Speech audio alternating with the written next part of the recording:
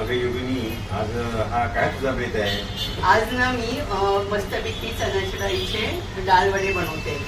ही चण्याची डाळ आहे ना, मी आधी भिजत टाकली 2 तास. ती मिक्सरमध्ये बारीक केली आहे. बरं. मिक्सरमध्ये बारीक करताना त्याच्यामध्ये मिरची आणि थोडा लसूण टाकलंय चवीसाठी. आता ते भरडं असं करायचं, खूप बारीक नाही करायचं हे. हां. हे एका पातेल्यात आपण काढून घ्यायचंय. त्यानंतर याच्यामध्ये ना काय करायचं? आपण जिरं टाकायचंय. ओके, चवीसाठी. नंतर चवीसाठी जिरं.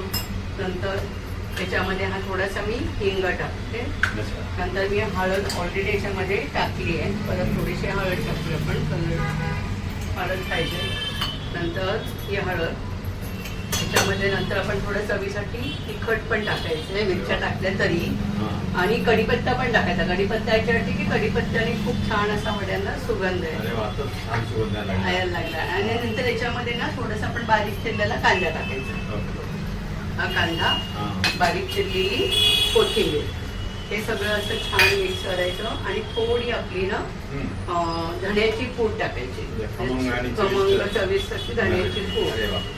हे असं आपलं सगळं मिश्रण आपण हाताने मग नंतर तयार करायचं.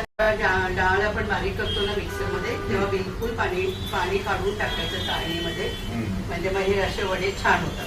अच्छा. त्यात पाण्याचा अंश आपण वड्यामध्ये ठेवायचा नाही. ओके. आता हे आता हे बघा, असे छान असे फुसफुशीत खमंग डाळ वडे तयार झालेले. खायला तयार झालं म्हणजे. तो खाण्यासाठी रेडी. आणि हा मेनू अतिशय सोपा झटपटीत असा आहे ओके. आणि वेगळं.